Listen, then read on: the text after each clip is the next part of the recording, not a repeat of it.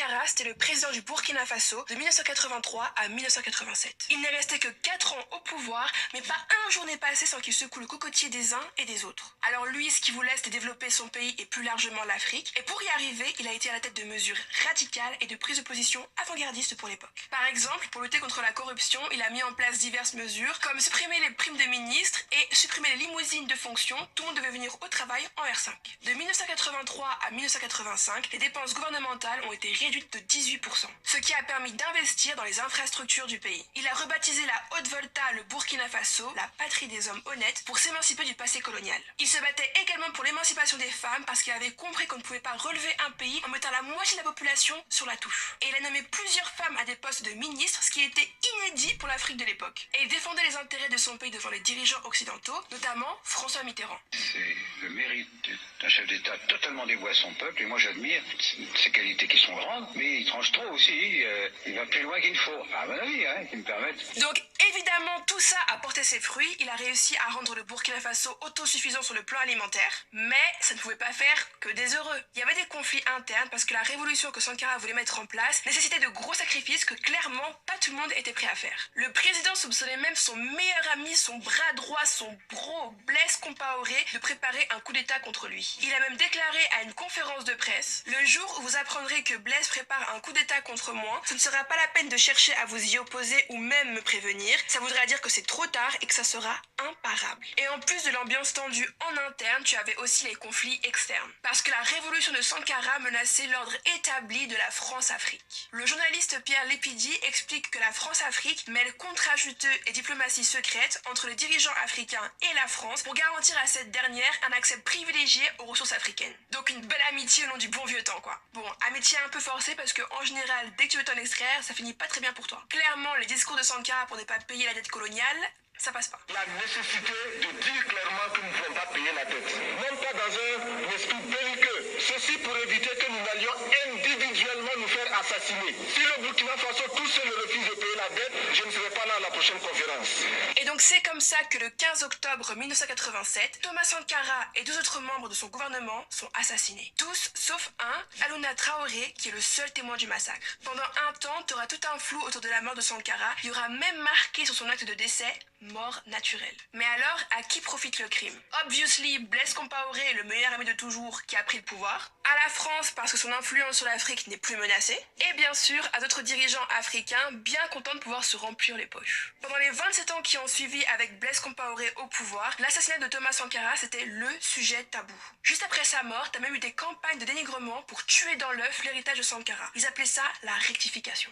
Et c'est qu'en 2014, lorsque Compaoré a encore voulu forcer le vice pour un 5e mandat, que le peuple en a eu marre et a dit c'est bon, tu dégages. Et donc ils ont manifesté, et là la figure de Sankara, le président intègre, est ressortie, notamment avec cette phrase: tuer Sankara et des milliers de Sankara naîtront. Et il n'avait pas tort parce qu'aujourd'hui il reste encore une figure emblématique pour une partie de la jeunesse africaine. Une fois Compaoré exilé, on a pu ressortir le dossier Sankara et ouvrir le procès qui a commencé le 11 octobre dernier. Il y a 14 prévenus, poursuivis pour complicité d'assassinat, atteinte à la sûreté de l'État et recette de cadavres. Les gens, et notamment la famille de Sankara, attendent beaucoup de ce procès, même si on sait qu'il aura ses limites. Déjà, Blaise Compaoré, le principal accusé, ne répondra pas de ses actes puisqu'il est devenu ivoirien, et donc il y a très peu de chances qu'il soit extradé vers le Burkina Faso. Et le deuxième bémol, c'est qu'on ne statuera pas sur la responsabilité de la France dans cette affaire, faute d'éléments probants. En 2017, Macron avait promis de libérer des archives concernant la mort de Thomas Sankara, mais apparemment il a oublié. Maintenant, je pense que tu comprends pourquoi ce procès est si important et pourquoi Thomas Sankara reste une figure emblématique du panafricanisme. La question qu'on se pose, c'est est-ce que sa famille obtiendra réellement justice? Dis-moi en commentaire si tu savais qui c'était et si tu avais un petit peu suivi l'affaire. J'ai hâte de lire tout ça et on se retrouve pour un prochain Easy. Voilà. Merci à vous tous pour votre attention. Je tenais à rendre hommage à cette jeune femme, cette jeune fille, que dis-je, elle pourrait être ma fille, elle a le même âge, enfin, elle est même plus jeune que ma fille. Vous vous rendez compte? Alors, bonjour à tous. Aujourd'hui, nous sommes le 7 avril 2022. Et en fait, comme d'habitude, je choisis quelques images avant de faire mon commentaire. Donc, cette jeune femme-là, cette jeune fille, que dis-je, vraiment très brillante, son exposé impeccable. Vous voyez? Et donc, je tenais à lui rendre hommage parce que, voilà, c'est parfait. Mention très, très bien.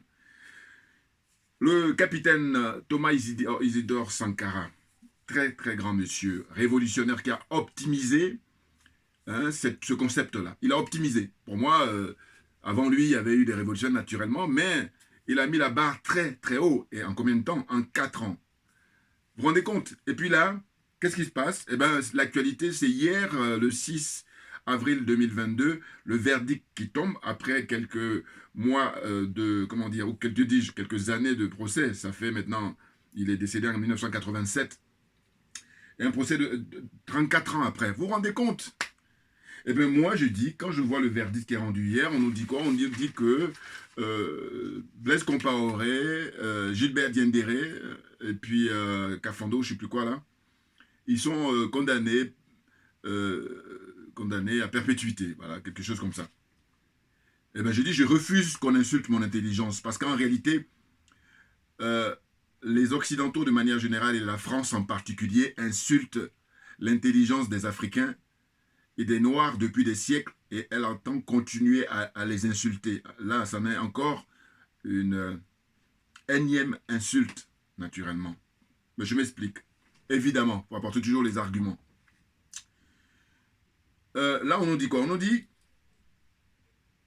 pour moi, hein, le verdict est une insulte, voilà, comme je disais, des Africains, car les lampistes ont été condamnés directement.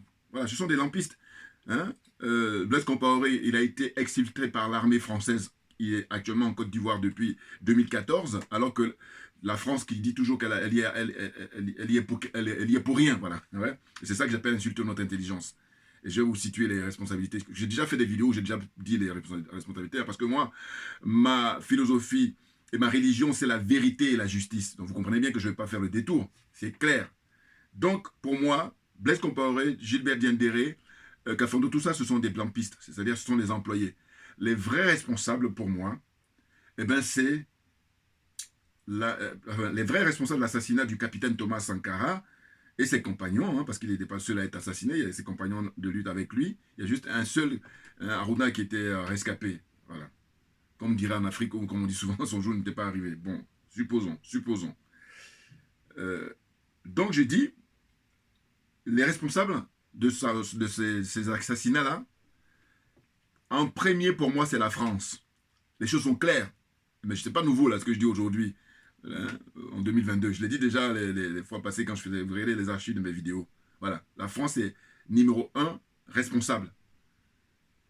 Comme je dis que je refuse qu'on insulte mon intelligence, c'est pour ça que je mets le pied dans le plat, là. Voilà. Puis quand je fais la démonstration, maintenant, je dis qu'on m'apporte le contraire. Et là, moi, je fais un concours d'honnêteté intellectuelle. Hein. Ce n'est pas les corrompus, là, voilà.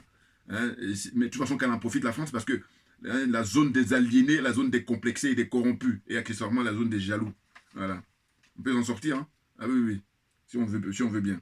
Donc, je dis, par ordre de priorité, c'est la France, voilà, qui est responsable de l'assassinat de Thomas Sankara et ses compagnons. Il y a qui? On était en pleine période de cohabitation, donc on avait François Mitterrand en tant que président de la République, et puis Jacques Chirac en tant que Premier ministre, voilà, et on avait Jacques Foccart pour conseiller Jacques Chirac. Foccart qui, lui, est un des bras droits du général de Gaulle pour s'occuper de l'Afrique, hein, à l'époque quand le général de Gaulle était au pouvoir. Vous voyez, Jacques Foccart, souvenez-vous. Donc, ce monsieur-là, il est revenu au boulot quand Chirac était désigné comme Premier ministre pour la cohabitation. Sinon, Mitterrand, au départ, avait pris son fils pour se charger des affaires africaines. Gilbert Mitterrand, je crois. Impliqué dans plein de magouilles et tout ça. C'est des affairistes, ce ne sont pas des hommes politiques. On aurait compris, on n'en serait pas là, c'est clair. Donc, François Mitterrand, Jacques Chirac, et puis comme conseiller, Jacques Foccart. Et ensuite, Houphouët-Boigny. Voilà, on y est. Donc c'est pour ça que je dis que les oufouettistes là, tous ceux qui se disent héritiers d'Houphouët-Boigny là, cachez-vous. Cachez-vous parce que, je dis, la situation dans laquelle nous sommes, le combat que nous menons, nous les panafricains aujourd'hui au XXIe siècle, mais c'est parce que Houphouët-Boigny, il a une responsabilité historique, mais incommensurable. Ah, c'est clair. Mais il faut assumer. Voilà. Eh oui, devez avoir honte. Voilà, parce qu'on a les preuves là, on a suffisamment d'éléments là. N'importe quoi. Ensuite, qui encore? Après, Houphouët-Boigny, Blaise Compaoré maintenant, et puis qu'on sort. Voilà, eux, je les mets en dernier. Parce que ce sont des lampistes, ce sont des employés. Non. Quand il y a mort d'homme, les enquêteurs disent toujours à qui profite le crime. Bon, donc, il faut arrêter. À qui profite le crime de Thomas Sankara? Hein? À qui profite le crime de tous les anciens avant lui, c'est-à-dire Sylvanus Olympio du Togo, le Patrice Lumumba, Congo, hein? Kwame Nkrumah, Modibo Keïta. Hein? À qui profitent les crimes de ces gens-là? Et bien entendu à l'Occident en général, et à la France en particulier. Donc soyons d'accord. Je dis, pourquoi on ne cite pas les autres pays et puis voilà, c'est comme la question du Rwanda. Pourquoi on ne cite pas les autres pays?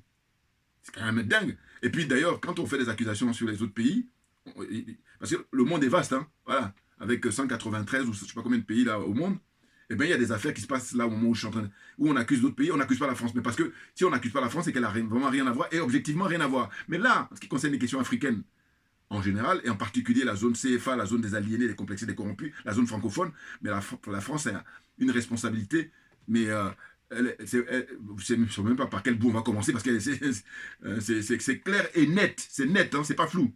Voilà. Donc, pour poursuivre, on nous parle de la Libye depuis l'assassinat du guide libyen. Voilà.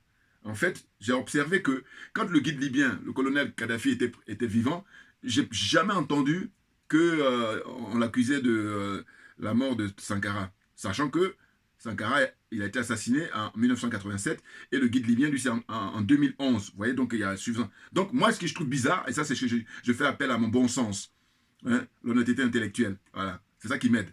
Je dis, il y a un problème là. Quand il était vivant, il fallait dire ça. Ça aurait été intéressant. Et comme par hasard, comme il n'est plus, maintenant on commence à dire, oui, il y a la Libye qui est impliquée. Je dis, non, non, non, moi je m'inscris en faux. Ah oui, voilà. Comme je me veux être un être humain, je refuse qu'on insulte mon intelligence. Donc là, je m'inscris en faux. Voilà, je trouve que c'est trop facile. J'aime pas la facilité, en l'occurrence. En tout cas, pour être en quête des vérités. Donc, la suite, c'est quoi?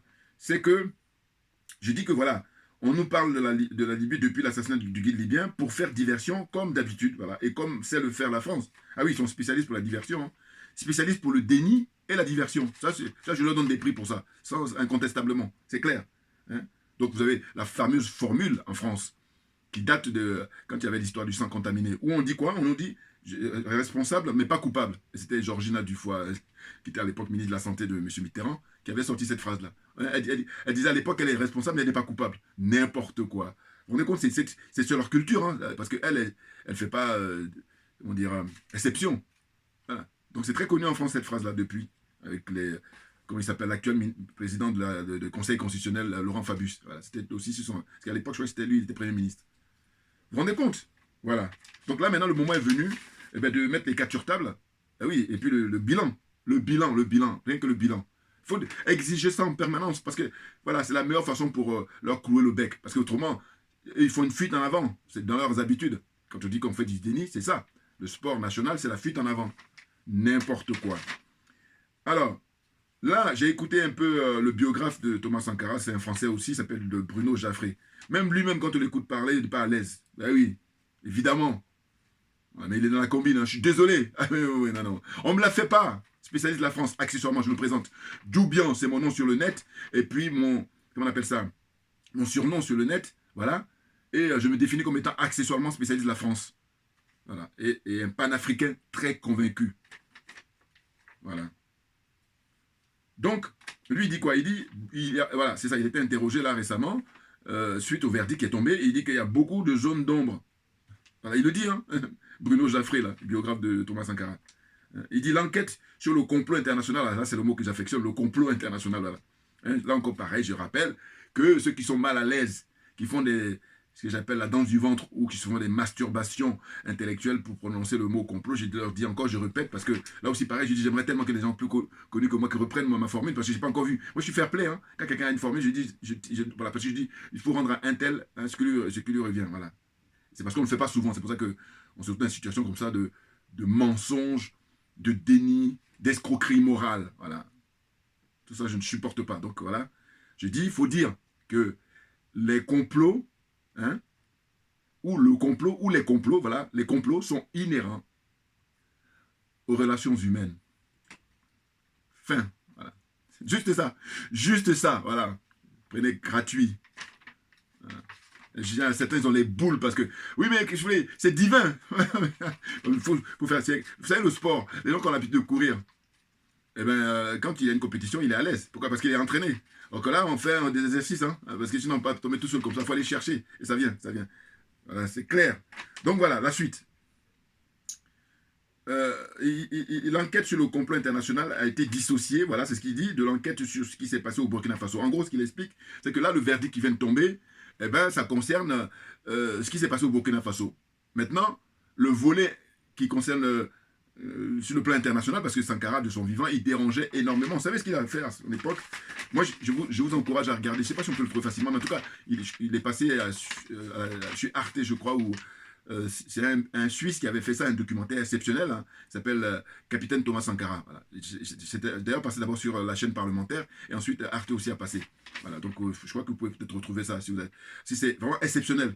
Parce qu'il y a des images inédites hein, dans ce documentaire. Là. Je l'avais vu à l'époque au cinéma, je vais vous dire combien de fois. Je l'ai vu 4 fois.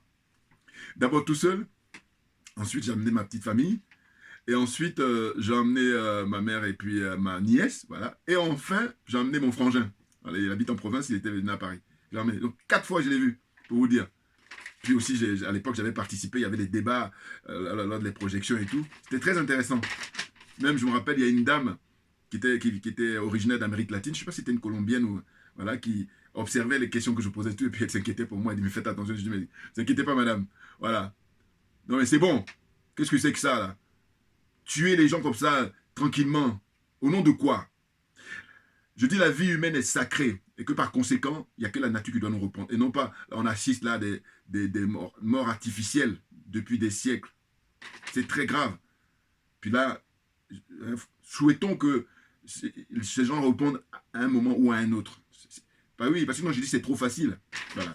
Mais ils répondront à un moment ou à un autre. Voilà. Pour l'équilibre, voilà, de la nature, si j'ose dire. Donc Sankara à l'époque, le capitaine Thomas Sankara, qu'est-ce qu'il disait? Il voulait faire du nettoyage au sein de la CEDEAO. Vous vous rendez compte? Il a même condamné certaines personnes de la CEDEAO à l'époque, il les avait convoquées directement chez lui là-bas, quand il était au pouvoir. Vous vous rendez compte, hein? Alors là, que la CEDEAO, depuis lors, voilà, est corrompue. Enfin, là, elle était corrompue au moment où il était là, mais lui, il rigolait pas. Hein. C'est même pour ça que, en fait, la mort de Sankara arrange beaucoup, beaucoup de gens. Pas seulement les Occidentaux, hein. Des gens comme Houphouët-Boigny, il est africain. Hein? Houphouët-Boigny, le premier, hein, que ça a arrangé beaucoup, parce que Sankara lui faisait de l'ombre. Lui, c'était comment on appelle ça, un larbin, voilà, je répète encore, Houphouët-Boigny était un larbin hein, des Français, c'est le père de la France, le concept de France-Afrique, c'est lui qui a vraiment nourri ça. Hein, je vous dis, il était en concurrence avec Jacques Foccart pour conseiller le général de Gaulle. Voilà. Donc c'est pour ça que je dis, normalement, tous ceux, les Arthur Banga, là, qui sont dits docteurs en histoire, et puis spécialistes pour les affaires militaires, tout, je dis, mais cachez-vous, parce que lui, il dit qu'il est fouettiste. Cachez-vous. Parce qu'on a suffisamment d'éléments maintenant qui font que c'est la honte de venir revendiquer qu'on a hérité d'Houphouët-Boigny. Voilà. Cachez-vous. C'est tout ce que je vous demande. Hein. Et là, c'est gentil d'ailleurs. Mais c'est bon, quoi.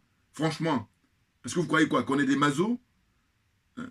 Je refuse qu'on insulte mon intelligence. Faire ces vidéos, c'est le minimum. Diffusez mes vidéos au maximum, s'il vous plaît. Voilà. C'est le meilleur service que vous puissiez me rendre. Voilà, c'est tout. Donnant. C'est comment j'essaie d'apporter mon inspiration, apporter mon sentiment, donner mon avis, et puis vous, en retour, partagez. Tout simplement. Voilà. Enfin bon, c'est ceux qui veulent bien. Et puis, donc, après avoir condamné des corrompus là, de la CEDEAO de son vivant pendant les 4 ans, là, quand il était président du Burkina Faso, il a aussi exigé de la France, hein, il a demandé que la Nouvelle-Calédonie soit inscrite dans la liste des pays à décoloniser. Vous savez, quand à l'époque j'avais vu justement le documentaire du Suisse, je dis mais c'est impressionnant. C'est monsieur de son vivant, en fait, vis-à-vis des Occidentaux en général et de la France en particulier, mais il avait signé son arrêt de mort en permanence. Ah oui, c'est clair. Mais voilà, donc lui, on ne pourra jamais l'oublier tant qu'il aura des êtres humains sur Terre ou ailleurs. Voilà, on ne pourra jamais l'oublier. C'est clair, parce qu'il a fait don de sa personne. Et du coup, sa femme, bon, moi, je vais vous dire, il faut que je donne mon sentiment personnel. Hein. Sa femme, elle vit ici depuis qu'il a été assassiné, elle vit à Montpellier. Bon, c'était vraiment, on s'est raté de très peu, parce qu'en octobre dernier, quand on était allé pour la conférence là, organisée à la France-Afrique, voilà, à Montpellier, quand je dis on s'est raté, mais vraiment on s'est raté, parce que j'ai même pu interroger, comment dire, un monsieur, un historien, un intellectuel africain qui lui est très qualifié pour le dossier de Sankara. D'ailleurs, il s'est battu, hein, monsieur Aziz, voilà, je crois qu'il vit au Canada. Eh bien, je l'ai interrogé, donc regardez là, mes vidéos passées, vous allez voir, mes vidéos qui datent du mois d'octobre. Voilà. Et bien, ce qui s'est passé, c'est très intéressant, hein, mais en même temps, c'est étrange. Quand nous sommes arrivés, parce qu'on avait un peu faim pour manger à une terrasse, et là, elle venait de partir. Et du coup, on a pu échanger un petit peu avec M. Aziz et puis d'autres personnes, là, des amis à elle. Mais il m'a expliqué, lui, M. Aziz, quand il dit que non, elle va prendre son avion parce qu'elle part au Burkina Faso, justement. Elle était partie pour l'audience, justement. Donc, ça s'est joué vraiment en quelques minutes. Bon, c'est la vie qui veut ça et c'est la nature qui veut ça. Donc, moi, je respecte. Mais ce que je veux dire simplement, c'est que depuis toujours, très honnêtement, j'ai jamais compris pourquoi elle vit en France. J'ai jamais compris. Alors, c'est vrai que je pense que si on l'avait trouvée, alors peut-être ça va faire juste, mais tout dépend du contexte. Voilà. Si on est dans un contexte, moi je lui demandais, un truc comment ça se fait qu'elle ne vit pas ailleurs, comment ça se fait qu'elle vit en France? Parce que ses enfants, par exemple, vivent aux États-Unis. Alors on me dira toujours, oui, mais de toute façon, c'est le club de l'OTAN. Donc, tu sois en France ou aux États-Unis, c'est vrai, c'est vrai. Mais bon, je suis curieux, parce que ça, moi j'adore la réflexion, donc je suis curieux de dire, mais pourquoi le choix de la France? Voilà. Ça m'intéresse. Pourquoi le choix de la France? Madame Thomas Sankara, elle vit ici depuis toujours. Ses amis là-bas et tout, voilà, tranquille. Bon, tranquille, c'est vrai, ça c'est sûr. Mais pourquoi la France? Alors que je dis que la France est responsable de l'assassinat de son mari. Moi, ça me préoccupe. Hein. Voilà.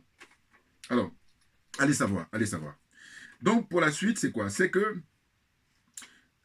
donc, le volet qui concerne le côté international, on va attendre. Voilà, donc l'enquête est toujours ouverte. C'est-à-dire que là, le verdict qui vient d'être rendu, ça concerne que les lampistes. Voilà. Là, je dis, bon, moi, je ne suis pas quelqu'un de très qualifié, je suis un citoyen libre. Voilà. Un panafricain convaincu. Mais je dis des gens qui ont beaucoup plus de notoriété que moi, des gens qui ont beaucoup plus de vues, beaucoup, hein, voilà, et bien eux, ils doivent s'en emparer, et puis, soit avoir la même inspiration que moi, ou alors, à défaut, passer mes vidéos. Mais oui, parce qu'il faut être fair play. Mais bien, parce que, voilà, chacun de nous a une énergie qui lui est propre. Voilà, c'est la nature qui a décidé ça. Chaque individu, son énergie, il lui est propre. On ne peut pas diviser en deux. Voilà, j'espère qu'il me fait comprendre. Donc, en gros, ce qu'il explique, c'est que le juge, voyant des témoins mourir, a décidé d'ouvrir le volet local. Voilà. En gros, c'est dire comme les années passent et tout ça. Donc finalement, ils ont décidé, mais en fait, c'est la France qui manœuvre tout. Voilà. Pourquoi? Mais parce que je dis, pourquoi? Je me répète encore, elle a exfiltré Blaise Compaoré pour le déposer en Côte d'Ivoire. Et puis d'ailleurs, l'humiliation que nous avons qui est permanente, c'est de dire quoi? C'est-à-dire que moi, quand je regarde ça, ce que ça m'inspire, c'est de dire, mais écoutez, la Guinée aujourd'hui, ça donne quoi? Alors que la Guinée, c'est la Guinée d'Ahmed Sékou Touré. Je parle de Guinée-Conakry. Ahmed Sékou Touré. Ou même le Togo de Sylviane Olympio, ça donne quoi? C'est-à-dire que les pères d'indépendance de ces pays-là, et la France qui veut qu'on dise qu'elle n'est pour rien, alors que c'est elle qui est responsable de notre malheur. Parce qu'elle a confisqué la liberté de nous autres, les Africains, hein, la zone là.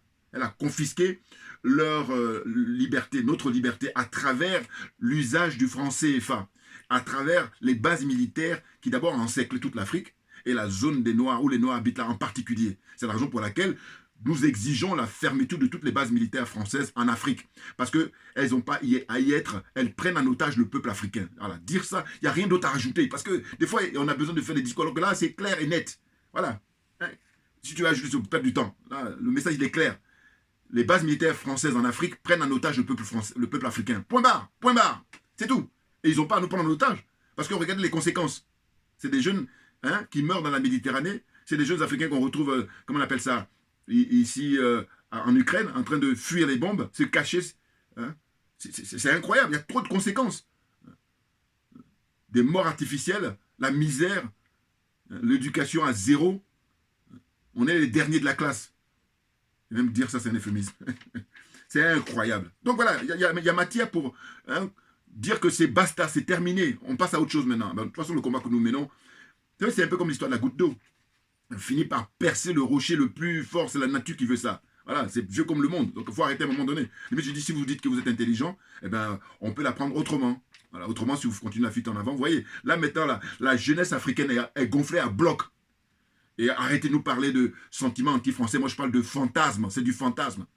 Parce que je dis, quand on dit sentiments anti-français, mais il faut que les Français ordinaires ils ne puissent plus vaquer à leurs occupations là-bas, sur place, au Sénégal, en Côte d'Ivoire, au Congo, hein, que dis-je encore, hein, au Tchad, au Niger, hein, au Burkina Faso, hein, au Sénégal, hein, partout.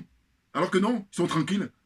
Travaillent très tôt le matin, et puis après, l'après-midi, ils consacrent à faire du bronzage, hein, sur les côtes, là, quand ils sont sur les côtes, et puis autrement, sac au dos, et puis ils vont se balader partout à faire du tourisme. Donc il faut arrêter à un moment donné. Insulter l'intelligence des Africains en permanence. Je refuse qu'on insulte mon intelligence. C'est la raison pour laquelle faire ces vidéos, c'est le minimum. Je me répète. Bon. Donc la suite, ça donne quoi? Ça donne le juge, en gros, dans ce qu'il a dit. Donc voilà, hein, avant que les Blaise Compaoré ne quittent cette terre, hein, grabataire là, voilà, avec tous les péchés là qu'il a commis, Vous savez, il y a des gens dans la vie qui ont du charisme. Et Thomas Sankara, dire qu'il avait du charisme, c'est un euphémisme. Et là, quand vous regardez à côté des gens comme Blaise Compaoré, regardez. Aucune allure. Il est même fuyant. Moi, à chaque fois que je l'observe, hein, depuis toujours, hein, et quand il dit bonjour aux gens, vous voyez, aucune classe. Mais c'est normal. Enfin, je vais par là que c'est fou, alors j'ai tellement de choses à raconter. Vous imaginez, non, mais parce que c'est pas possible. Vous savez, le malheur que l'Afrique traverse, et puis là, le Burkina Faso, je n'ai pas terminé tout à l'heure. Quand j'ai cité les autres pays en disant que la Guinée de Sékou Touré réalise ce qu'elle a aujourd'hui, mais regardez, là, le Burkina Faso, pour moi, ça nous rappelle, quand je regarde les verdicts qui viennent de tomber, à l'époque, quand il était question des indépendances, on avait deux camps. Vous aviez le camp de Casablanca, au Maroc, et puis vous avez le camp de Monrovia, au Libéria. À Monrovia, c'était Houphouët-Boigny, les vendus, les larbins, qui étaient pour la soumission, pour comment dire, rester toujours esclaves. Et puis à Casablanca, au Maroc, on avait nos pères, les panafricains. Kwame Nkrumah, Modibo Keïta, Ahmed Sékou Touré, Patrice Lumumba aussi, Cheikh Anta Diop. Vous voyez, eux, ils étaient pour dire que l'Afrique doit s'unir pour s'émanciper, tout simplement. Et là, aujourd'hui, au XXIe siècle, nous sommes en train de mener le combat, nous continuons le combat. Voilà, on a récupéré, comment dire, justement, j'allais dire, vous savez, comme les athlètes, là, qui courent, là.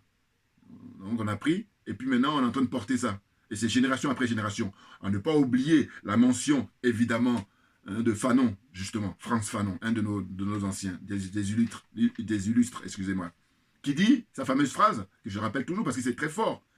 Chaque génération doit, dans une relative opacité, en bon français, hein, c'est incroyable, deux options. Soit trahir sa mission, ou la servir. Nous avons décidé de servir notre mission. Voilà. Pour l'intérêt de l'Afrique, pour l'intérêt des Africains. C'est clair. Bon. Donc la suite, ça donne quoi? Ça donne que, donc il dit, ce verdict-là du 6 avril, c'est juste pour les lampistes. Lui, il ne dit pas, c'est moi qui le dis, hein, c'est moi qui dis, ça c'est pour les lampistes. C'est-à-dire que ce n'est pas les vrais responsables. Les vrais responsables, l'enquête est toujours ouverte, et on se pose la question de savoir, le juge, voyant donc les témoins mourir, comme j'ai dit tout à l'heure, a décidé d'ouvrir le volet local. Complot international, selon lui, la France, la Libye, la Côte d'Ivoire, ce sont des hypothèses largement partagées. Ben oui, c'est ce qu'il dit, monsieur Bruno Jaffré, là. Non, il ne faut pas se tromper. Le premier responsable, c'est la France. Et la raison en est simple. Pour quelle raison, justement, les archives ne sont pas déclassifiées? La France détient ici 99, pour ne pas dire 100% du dossier. Pourquoi? Mais justement, le fait qu'elle refuse de donner ces documents-là, ces archives-là, mettre à la disposition de la justice du Burkinabé, c'est la démonstration, on ne peut plus clair, on ne peut plus simple que c'est elle qui est la responsable, parce qu'elle ne veut pas que la vérité triomphe. Elle ne veut pas participer, comme on dit, j'aime bien le thème juridique qui dit la manifestation de la vérité. Voilà. Elle fait de l'entrave, au contraire. Elle fait de l'entrave, c'est qu'elle empêche que la vérité triomphe. Mais ça viendra, naturellement. Elle ne fait que reculer, enfin, elle ne fait que retarder. Vous voyez? Donc, il y a un complot international, tout naturellement. Voilà, ceux qui sont à avoir peur de dire le mot complot, alors que, je vous dis, c'est inhérent aux relations humaines. Et eux, ils payent des gens qui sont payés 24 heures sur 24. Voilà. Ils payent des gens 24 heures sur 24 pour commettre des actes. C'est malheureux, mais c'est comme ça. Donc, il faut dire la vérité. On est à l'heure du numérique, on est à l'heure des réseaux sociaux. Il faut arrêter de mettre la tête sur le sable, pour ne pas dire la tête là sous la couette. N'importe quoi. La suite. Donc, qu'est-ce qu'ils disent la France, les autorités françaises? Ils parlent toujours de secret défense. Voilà, secret défense. Et secret défense, on met tout. Alors là, on cache tout. Voilà. Alors que, comme disait la jeune fille, qui pourrait être ma fille, je vous dis, elle a dit dans son truc là, exceptionnel, l'intro que j'ai montré tout à l'heure, elle a dit que, voilà, monsieur, Macron avait dit en 2017, quand il avait pris le pouvoir, que pas de problème, je suis disposé. Il était même en visite là-bas au Burkina. Il avait été interpellé par la jeunesse du Burkina dans une amphi, là, où il a humilié Christian Kaboré, la Roch Kaboré, là, à l'époque. Il a humilié. C'est tout ce qu'ils méritent, ces gens-là. Qu'on les humilie. Mais en fait, ils acceptent d'être humiliés. En échange, ils ont les miettes. Voilà comment ils se retrouvent, ces gens-là. Donc, il avait dit que voilà, il était disposé à donner à la justice du Burkina Faso tous les éléments, toutes les pièces, en fait, déclassifiées, voilà. Et pour qu'elle puisse travailler sereinement et puis rendre justice. Or que non, c'était juste comme d'habitude, la parlotte. Voilà. Ils sont très forts dans le déni, très forts dans la fuite en avant. C'est leur culture. Quand je dis que je suis spécialiste de la France accessoirement, au moins je maîtrise ça au minimum. C'est le minimum à maîtriser. Sinon après, c'est beaucoup plus difficile d'aller de poursuivre. Vous comprenez? Hein? Donc le problème du secret défense, la promesse française n'a pas été tenue, alors que Macron, voilà, comme j'ai dit tout à l'heure, avait fait la promesse. Voilà. Et comme on dit souvent, hein, les promesses n'engagent que ceux qui y croient. Voilà, donc on est dans cette situation. Mais encore, nous, on n'y croyait pas du tout. Hein, parce qu'avant lui, hein, écoutez, il a été assassiné en 1987. Donc vous voyez, avant Macron, il est tout récent, là, il a pris le pouvoir en 2017. Mais avant, ses prédécesseurs, qu'est-ce qu'ils ont branlé? Qu'est-ce qu'ils ont fait? Voilà, ils ont passé leur temps justement à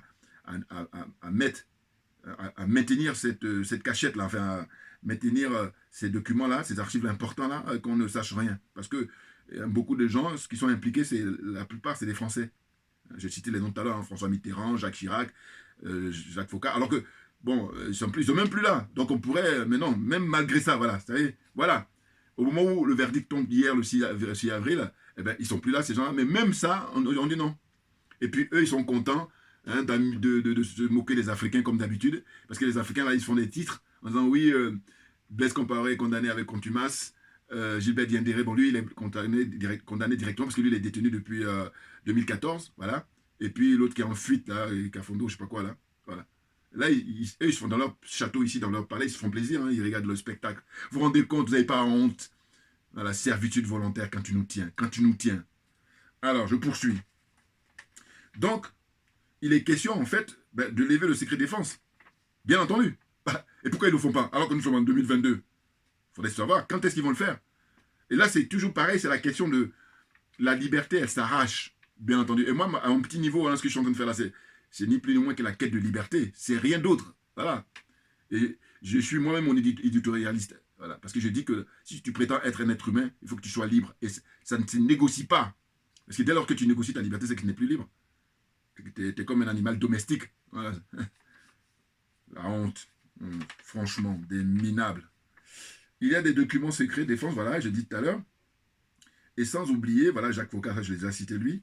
Et donc, aucun document important et compromettant pour la France n'a été déclassifié. Voilà, à partir de là, il faut arrêter de se moquer du monde. Il faut arrêter d'insulter l'intelligence des Africains. C'est ça, la vérité. Vous voyez? Donc, je vais terminer la vidéo. Et puis, pour ceux qui sont animés pour poursuivre la discussion, en tout cas pour s'informer, je vais vous montrer ça, quelques bouquins là, que j'ai sur le capitaine Thomas Sankara. Il y a ça. Hein, anthologie des discours du capitaine Thomas Sankara. Hein, voilà, c'est ça. Voilà, il y a ça. Bon, il y a beaucoup de littérature sur Sankara, hein, documentaire, les discours qu'il a prononcés et tout ça. Et puis là, comme dit M. Jaffré, là, il y a un documentaire qui prépare, un film documentaire qui va sortir là prochainement. Voilà, il y a ça. Et puis il y a ça. Toujours pareil. Nous sommes les héritiers des révolutions du monde. Voilà. Ça, c'est une des phrases connues de Thomas Sankara.